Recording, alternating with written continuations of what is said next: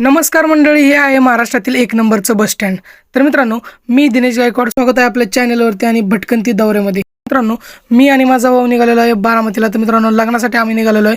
तर मित्रांनो, बघा ना किती भारी बारामती. तर बारामतीला जाताना जेवढी झाडी ना मित्रांनो, खूप भारी वाटतं. तर मित्रांनो, मी पोहोचलो सोमनाथ मंगल पॅलेसमध्ये. तर मित्रांनो, इकडं घोडा नाचत होता. तर म्हणलं आता घोडा बघावं कसा नाचतोय तो.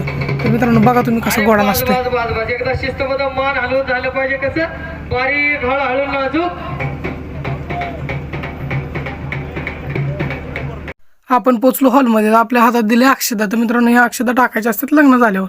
तर मित्रांनो, आता असं वाटायला लागलं आपलं कधी होते. तर मित्रांनो, लग्नात लग्न ठरून जातं असं म्हणतात. इकडं बघतो तर काय, इकडं सगळे जेवायलाच. मला पण लय भूक लागलेली, म्हणलं आता जावं आणि जेवावं. तर मित्रांनो, मम्मी म्हणली माझी बस माझ्यापाशी. मम्मी आपली जीव आहे मित्रांनो, आणि आपलंच मम्मी सगळं सर्वच आहे. तर मित्रांनो, निघाला आता बारामतीला. म्हणलं आता बारामतीला जावं, कारण काम होतं. ही बघा लालपरी, आणि हे आहे पाठीमागतले सगळे नारळाचे झाडे गोविंदबागमधले. तर मित्रांनो, बघा ना कसली बारामती. ही आहे सावित्रीबाई फुले चौक. तर मित्रांनो, सगळीकडे झाडेच झाडे, म्हणजे सावली. तर ब्रिज लयच भारी बनवलेलं मित्रांनो.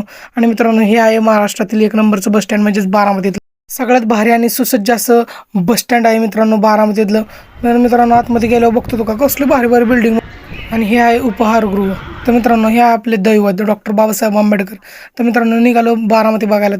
तर मित्रांनो, खरंच असं वाटतंय की बारामती सगळ्यांनाच आवडेल. खरंच खूप बारामतीचा विकास झालेला आहे मित्रांनो. सगळ्यांना आवडेल अशी बारामती झालेली आहे मित्रांनो.